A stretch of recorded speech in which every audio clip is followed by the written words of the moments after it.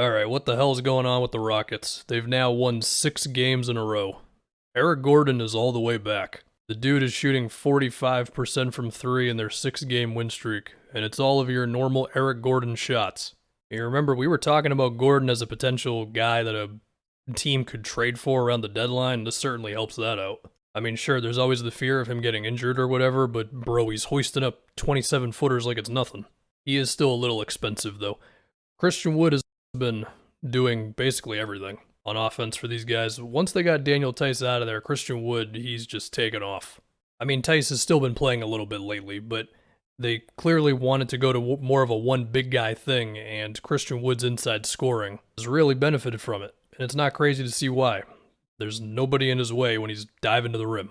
And I mentioned the idea of looking for a trade for Eric Gordon, and Christian Wood's kind of in a similar boat. I think you could get a pretty good return for him, but I think it's also fine to want to hang on to him. I mean, who says he can't be someone who can see this rebuild through all the way to the end? It just comes down to if he wants to stay and what the offers are.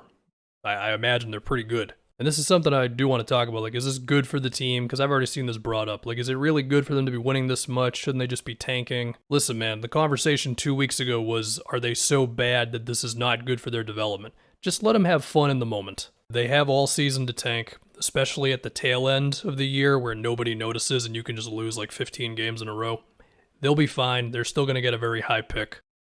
Now let's talk about Kevin Porter Jr. During this run, he's had about 8 assists and 3.5 turnovers. No, I don't think he's a guy who you can still give the offense to like that for a whole season, but he's definitely having a moment, and it's nice to see. To me, the ideal thing with KPJ is that he's a combo wing, point forward, whatever you want to technically call him, but somebody who can contribute to the playmaking but not do it all. And I think it's safe to say that he's been benefiting from better spacing as well. Here's an example as Jae'Sean Tate gets an open fast break layup. And speaking of Jae'Sean Tate, he's kind of an amazing inside scorer. He shot 70% at the rim in his rookie season. He's at about 65% now. He's listed at 6'4".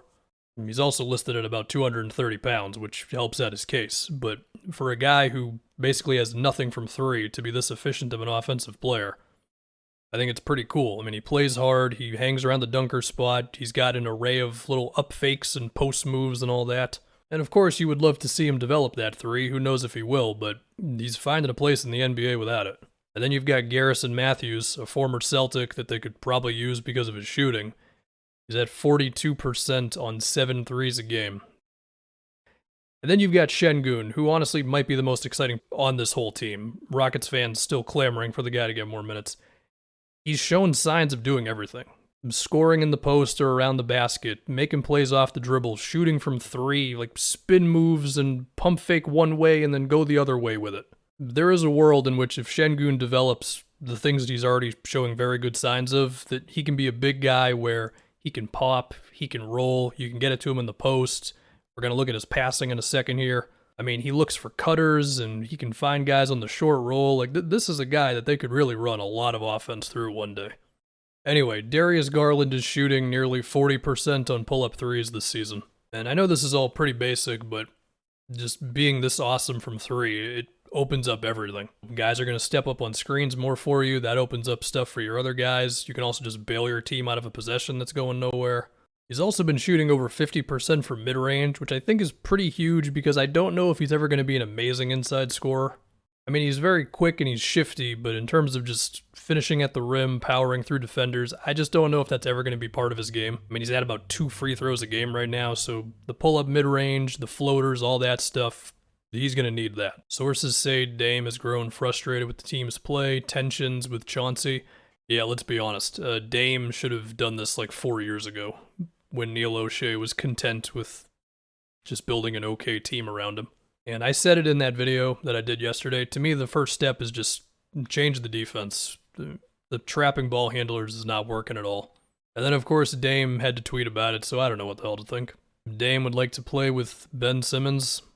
Yeah, I mean, with the CJ for Ben thing, I mean, the Sixers would like to do Ben for Dame, not Ben for CJ, but look, they're getting literally 0 out of Ben Simmons, so in that sense, a return for CJ, you go from nothing to him, okay.